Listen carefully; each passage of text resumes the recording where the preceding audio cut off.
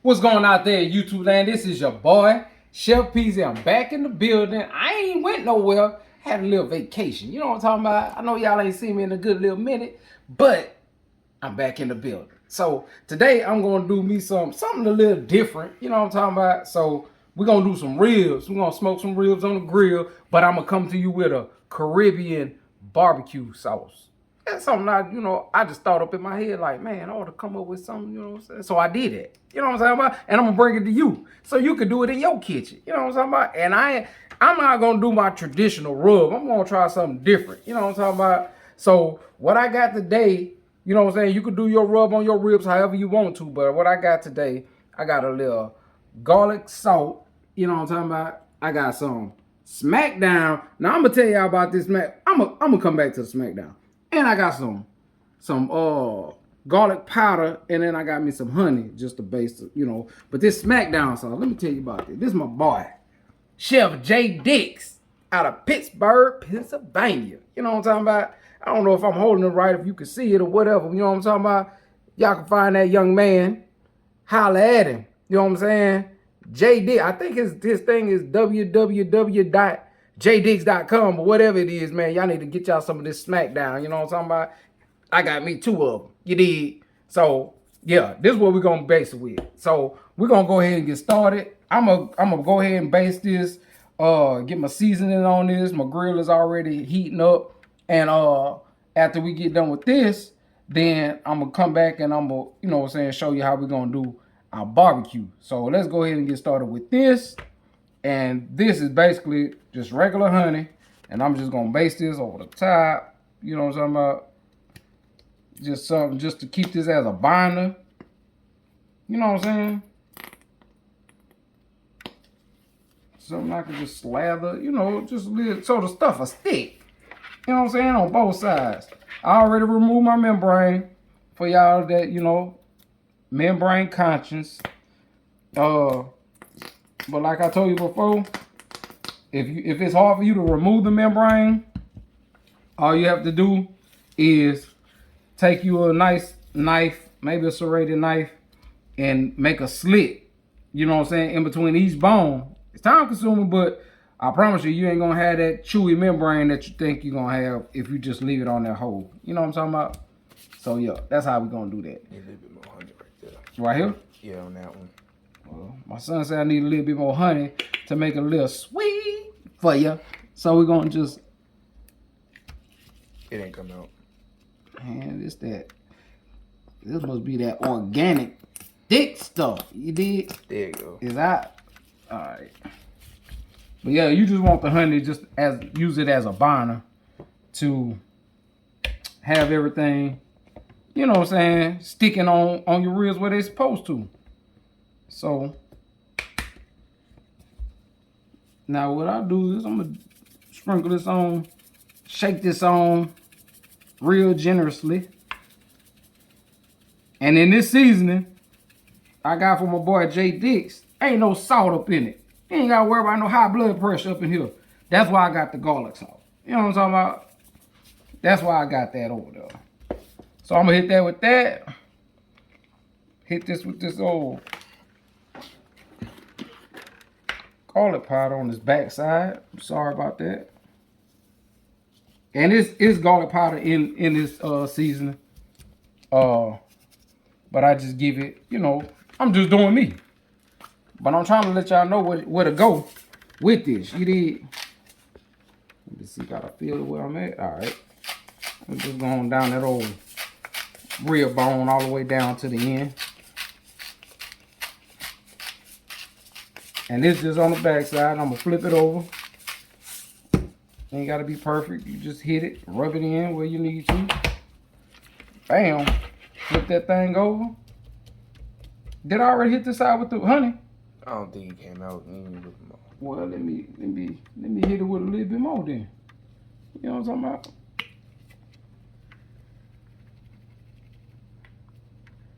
Whoo, let's go, honey. Come on out. Come on. Boy, I think I just need to get me a swarm of bees to come around this thing. There you go.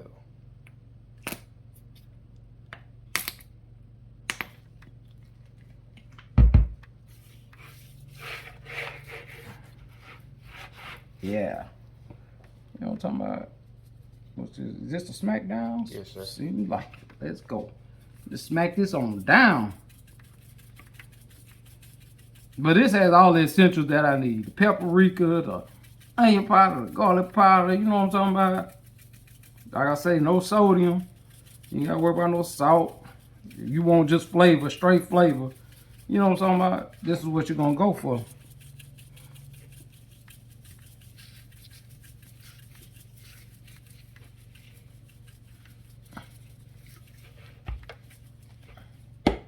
Bam, straight like that. Hit it back with this garlic powder on here. Like that. Top it off with this garlic salt.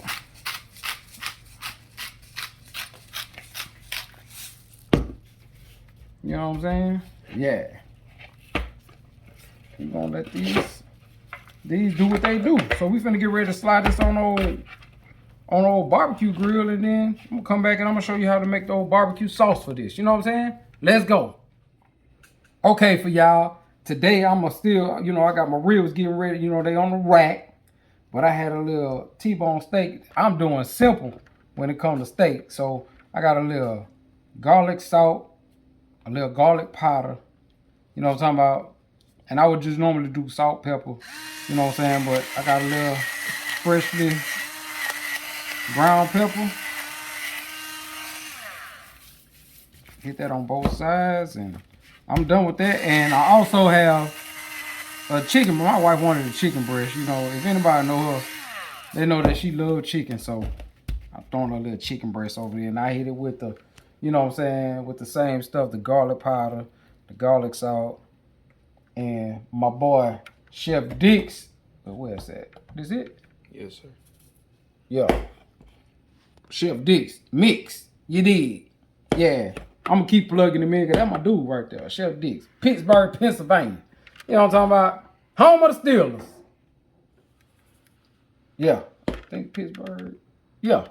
Steelers and a couple other ones. But yeah, that's what we're doing. So yeah, we finna go throw this on the grill, and then I'm gonna come back and I'm finna get ready to show you the barbecue sauce we're gonna make. From scratch. Let's go. Okay, now we about to get ready to start our Caribbean barbecue sauce. Pot is not on. You know what I'm saying? I'm just finna get ready to combine all my ingredients that I need to make this, and then I'll turn it on, let it cook for about 10, maybe 15 minutes, reduce down some, and give you that flavor. So we're gonna start off with 1 cup of brown sugar, packed, however, you know what I'm saying? Pack it in there, it's all good. You know what I'm saying? 1 cup of regular sugar. And I know y'all probably gonna be like, that seems like it's gonna be super sweet. It's not. Cause the flavors is gonna be like a sweet, savory, you know what I'm talking about, goodness is what it's gonna be. And this is homemade. So I got this pineapple juice from a can of pineapples. It's about a half a cup, maybe a little bit more. You're gonna throw that up in there. And then we're gonna turn around and use some yellow mustard. About that much. Don't ask me how much that is, because I don't know. I can't see. But it's just a feel. It's a certain feel I feel for.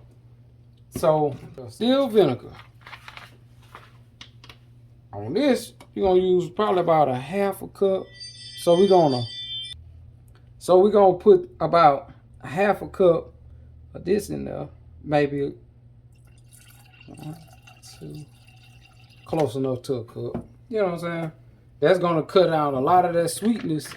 It's gonna thin it out to give it that tanginess that we're looking for. And then I have to hit it with the base of it all, ketchup. I like Heinz, but in this recipe, you use cheap stuff. So it's about, I'll say about 1.5 cups, maybe 2 cups of ketchup. So I'll take that. I'm gonna stir this up. Just whisk it all together.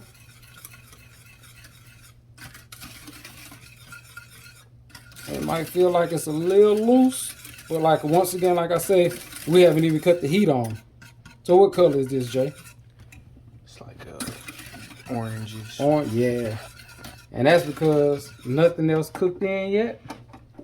Now we hit it with our seasonings. So this right here is what. Season all. Yeah, this is my seasoned salt. You know what I'm saying? You can give it a couple of dashes of that.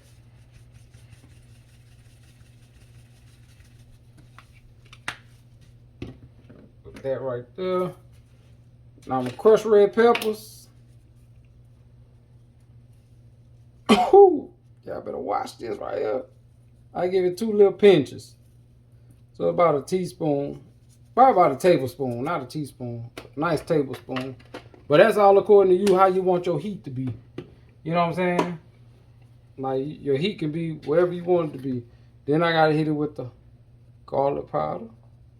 I'm gonna go ahead and finish this garlic powder off, because I'm a garlic powder person. You know what I'm saying? And I should have some onion powder somewhere over here. Where's that? You got it? Okay, okay. My helper over here helping. You know what I'm talking about? Onion powder.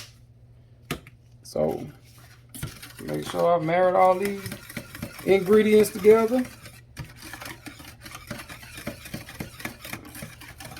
Blend this all together. And now, I'm going to turn this on like a medium low. We're going to let this heat up. Once it start heating up, I'm going to probably turn it up. Matter of fact, I think I'm going to do it the opposite way today. I think I'm going to turn it on like a medium high.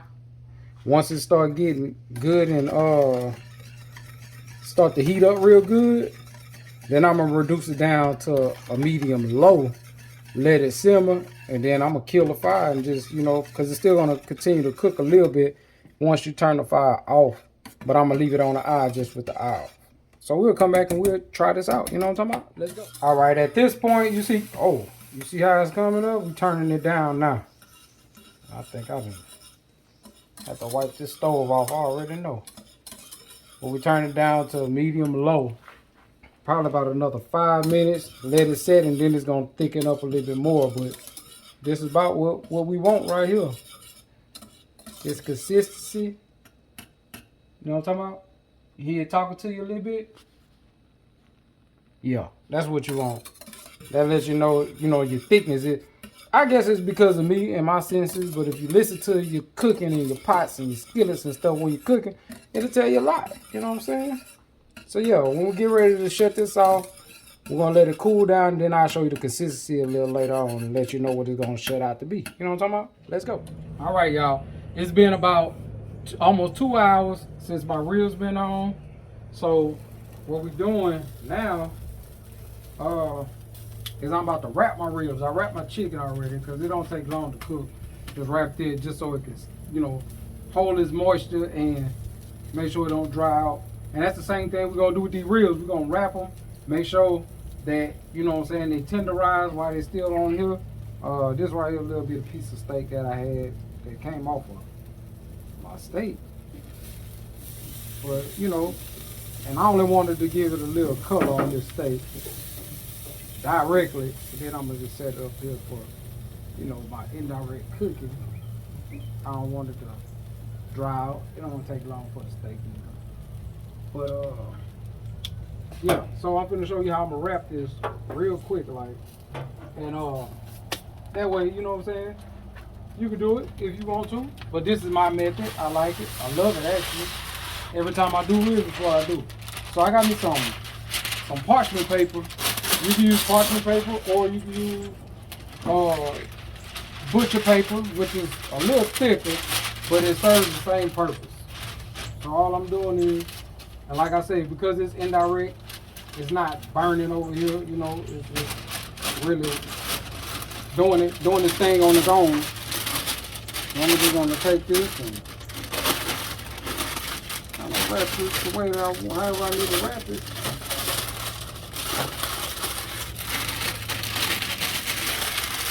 Like this. And then after I do that, I come back with the foil. The foil gonna keep it hot, keep it heated, and that parchment paper is gonna keep it from burning and sticking. So if you ain't never use parchment paper, hey, it's good for more than just your in-house regular stuff that you do on the in the kitchen. You know what I'm saying? Like just hook your stuff up. You slide this stuff over, man. Sometimes I'll be feeling like I ain't got enough room. I might have buku room and can't even tell. But you know, it be like that sometimes. We're just gonna take these ribs, wrap them, like so.